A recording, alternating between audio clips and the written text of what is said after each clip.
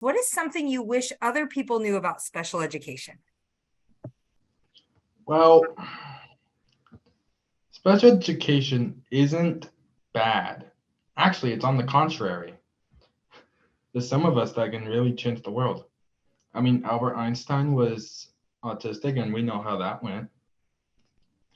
But if you guys would stop segregating us and, well, locking us up in isolation rooms like we're criminals, I mean, there's nothing wrong with being different.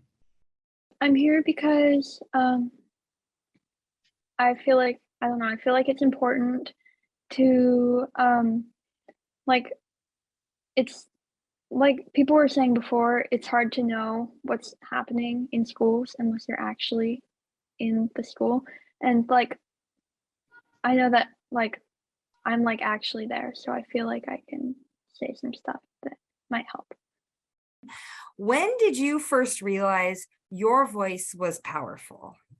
Definitely back in middle school, because yes, I have OCD, but also I'm obviously a woman of color, and then I'm also part of the LGBTQ community. So I have a lot to advocate for and speak up for, and I kind of realized I had a voice when my school reached out to me and was like, "Hey, you have a really influential personality. Like, I think people will listen to you." And they asked me to put together a week's worth of videos just talking about Black historical figures that people hadn't heard about. So like not just like Harriet Tubman and Martin Luther, as important as they are, like, you know, deeper names. And so I put together a week's worth of videos and the feedback was so amazing. And I just kind of realized like, wow, people are really gonna listen to me and people like see something in me and are coming to me. So I was like, imagine what I can do if I put myself into this. And that's just kind of where it all began. It was in sixth grade, honestly. I was in a very dark place in sixth grade. I felt very useless, or so every one of my teachers told me in elementary. Um, so I went down to a board meeting when they were talking about special education. I thought, hey, why don't I give it a try? It's not like they're gonna listen to me anyways. And surprise, surprise, they actually listened to me. And for people who think, yeah, so for kids like me and kids in programs that don't really get funded all that much, that's saying something. It kind of made me think I can actually make a difference now.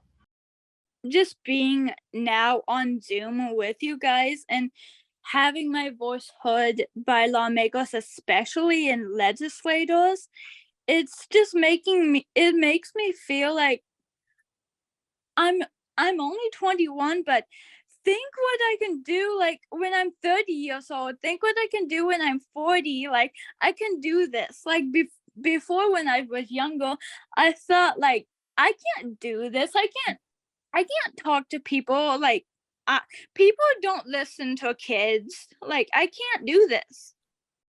What do you wish would be better about your experience at school?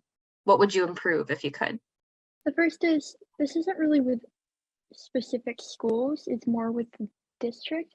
I feel like they need to be like more understanding about how like each person is different, even if they have the same disability, like they have different circumstances, they have different like they're different, so they may need different things. Um, and then the second is I just feel like a lot of people at school just don't they just don't get like they don't really know how to act around like people with disabilities. I just noticed that like they don't know what to say or they don't know what to do, so they try their best, but they say things that are like weird that not weird, but like that you wouldn't say if you knew that you shouldn't say it or something.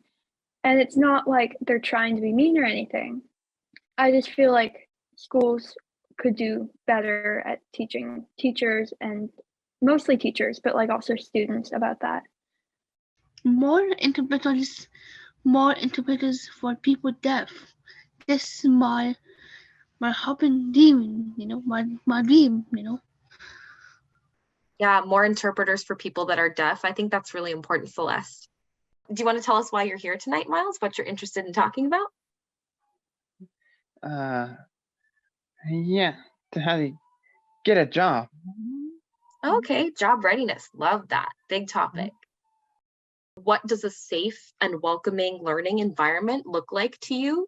And secondly, if you want to answer it, how do teachers help create that kind of an environment? I think for me, what a safe and welcoming school environment would be like for me is really have the teachers like have knowledge of special education and teaching children with disabilities. I see not enough teachers. I'm the one last year. I lost my teacher. I lost my teacher. I was hoping my class manager to help me enough the world enough. But I don't see that. Yeah. Celeste, I appreciate your perspective that from where you're at, you don't see enough teachers there for special education. And I'm sorry you lost your teacher. It is hard. I think you're right. There's just not enough special education teachers. My mom herself is a substitute teacher, and I often hear her saying, like, there's a job opportunity in a special needs classroom, but then she'll say that she doesn't feel qualified to go into those classrooms and help out. So the problem isn't that there is not people to do it. The problem is that we're not training the right people to do it. And I just think that that needs to be something that we start doing now. What do you want state legislators and other educational leaders to do? But I have never had the basic right of fully funded special education. There's a bill tomorrow to fully fund special education, and I hope you pass it because it literally means what opportunities I have in my life. We are deserving of respect and we are deserving of love. Even if you might not think so, we are deserving of love, and we are